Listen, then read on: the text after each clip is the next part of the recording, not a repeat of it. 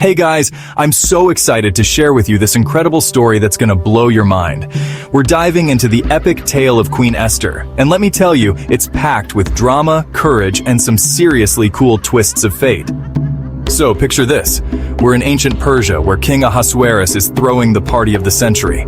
I mean, this guy knows how to live it up, and his banquet is setting the stage for some major drama that's about to unfold. Okay, so here's where things get interesting. Queen Vashti, the king's wife, decides she's not going to play by the rules. She refuses to show up at the king's command, and it causes quite the stir. The king's advisors are freaking out, worried that women everywhere might start getting ideas about standing up to their husbands. Enter Esther, and guys, her story is incredible. She's this young Jewish orphan raised by her cousin Mordecai, and she's about to become the most powerful woman in the empire. It's like a real-life Cinderella story, but with way higher stakes.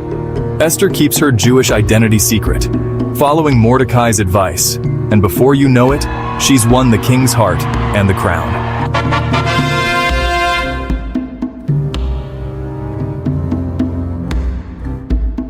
Now, while all this is going down, Mordecai overhears a plot to assassinate the king. He's like, "Not on my watch," and tells Esther, who warns the king. Mordecai becomes a hero, but here's where things get messy.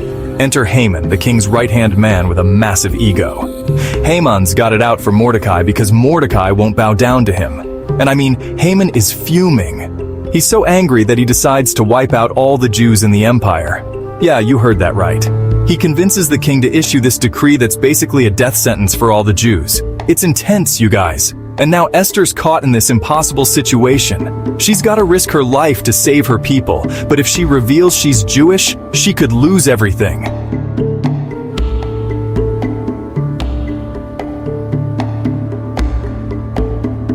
This is where Esther shows she's got nerves of steel. She decides to approach the king without being summoned, which could get her killed. But she's like, "If I perish, I perish." Talk about courage, right? She invites the king and Haman to a banquet. And guys, the suspense is killing me just thinking about it. At the banquet, Esther reveals Haman's plot and her own Jewish identity. The king is furious, and in a twist that's so satisfying, Haman ends up hanged on the very gallows he had built for Mordecai. It's like karma on steroids. The Jews are saved, Mordecai becomes the king's new right-hand man, and Esther, well, she goes down in history as one of the most courageous queens ever. And that, my friends, is how the Festival of Purim came to be. Every year, Jewish people celebrate this incredible story of deliverance, reading the Book of Esther, and having these awesome parties. It's a reminder that courage and faith can overcome even the darkest of times. So next time you're facing a tough situation, remember Esther. Sometimes, you're put in a position for such a time as this, and your bravery could change everything. Thanks for joining me on this epic journey through one of the coolest stories in history. Until next time, stay awesome!